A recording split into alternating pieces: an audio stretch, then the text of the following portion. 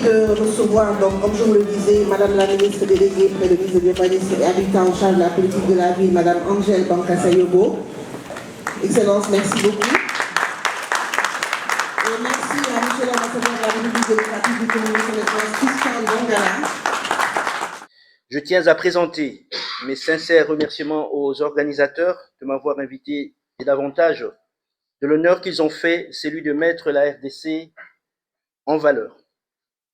C'est donc avec beaucoup de plaisir que j'ai accepté de participer à cette deuxième édition de la Foire internationale des entrepreneurs de la diaspora africaine. En effet, des sujets se rapportant à l'écosystème économique constituent un axe majeur dans le processus de développement économique.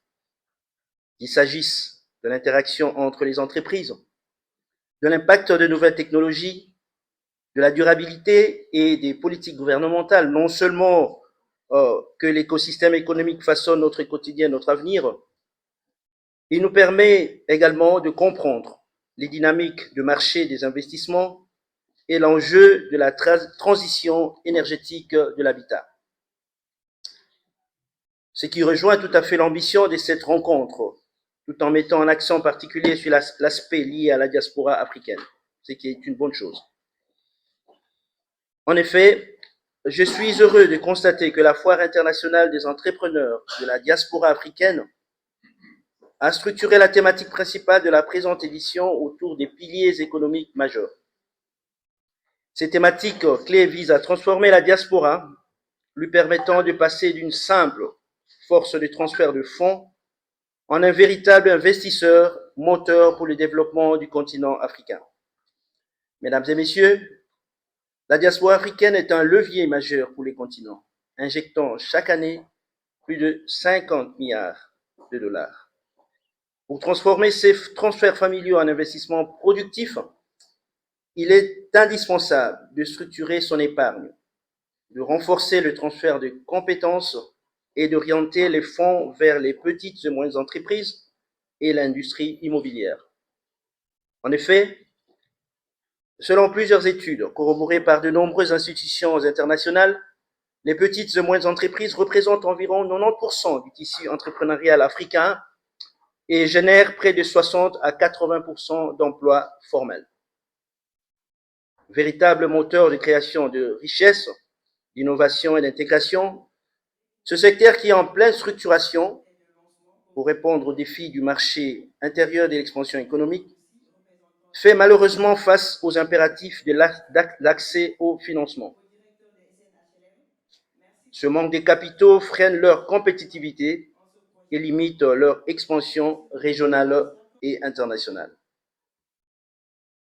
Comme on peut s'en rendre compte, le tissu entrepreneurial joue un rôle socio-économique vital dans le développement du continent africain.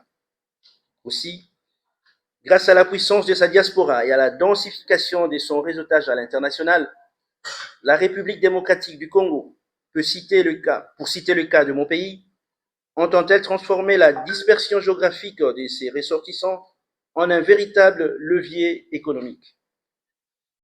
Le gouvernement congolais multiplie les réformes et les mécanismes incitatifs pour architecturer l'apport de sa diaspora. Il diversifie les démarches et les actions pour structurer cette force et favoriser les investissements directs.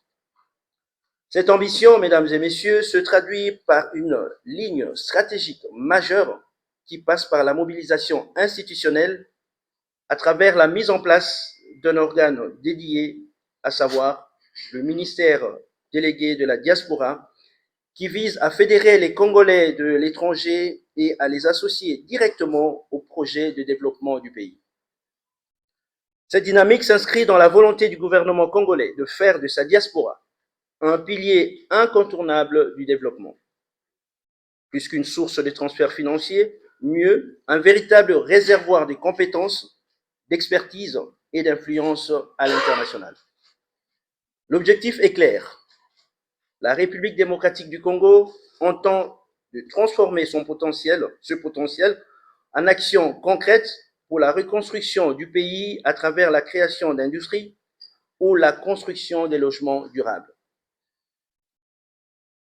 Plus largement, nous pouvons considérer, sans risque de nous tromper, que cet objectif de la République démocratique du Congo est une vision panafricaniste. On sait qu'elle est partagée par de nombreux États africains. Ceci est d'autant plus vrai qu'actuellement, la République démocratique du Congo et la Zambie, qui sont au cœur de la transition écologique mondiale, grâce à leurs immenses réserves de minerais stratégiques, cuivre, cobalt et lithium, multiplient des initiatives mutualisant les efforts en vue de maximiser cet atout majeur pour le développement de leurs pays respectifs. Les deux pays renforcent leur intégration énergétique et industrielle, notamment via le développement du corridor de Lobito pour un acheminement plus durable. Pour notre part, la transition écologique est donc devenue un pilier central de la transformation de la République démocratique du Congo. Le pays est présenté aujourd'hui comme un pays solution face au changement climatique. Cette position repose sur ses écosystèmes forestiers et miniers cruciaux, bien qu'elle suscite des débats dans une certaine mesure sur la nécessité d'une transition juste pour les populations locales. Grâce à son immense potentiel naturel, le pays se positionne non seulement comme un acteur incontournable de la décarbonation mondiale, mais aussi comme un pôle majeur de développement économique durable.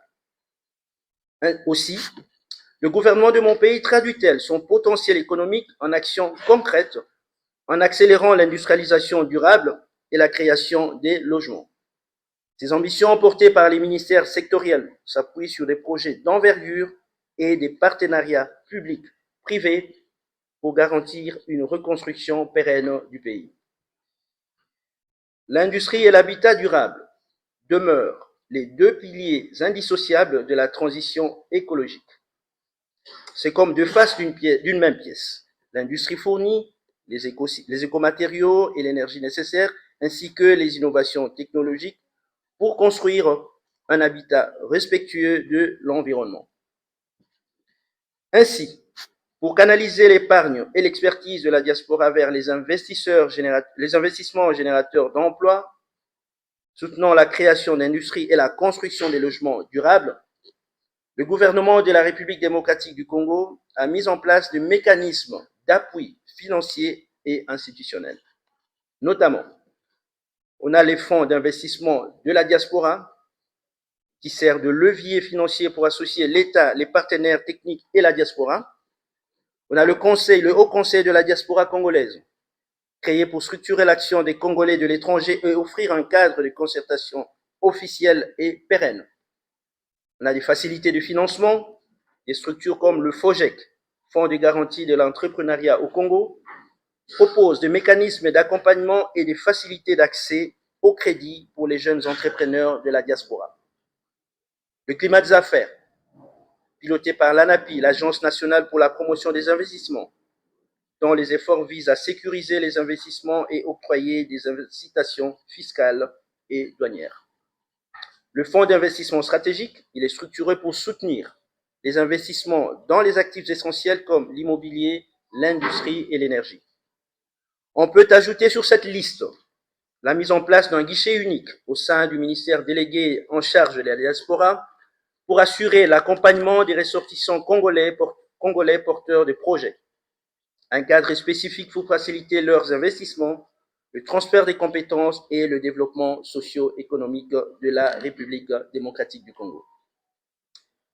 Nous pouvons donc affirmer, pour conclure, que l'industrie, l'habitat durable et la transition écologique constituent trois piliers complémentaires du développement africain.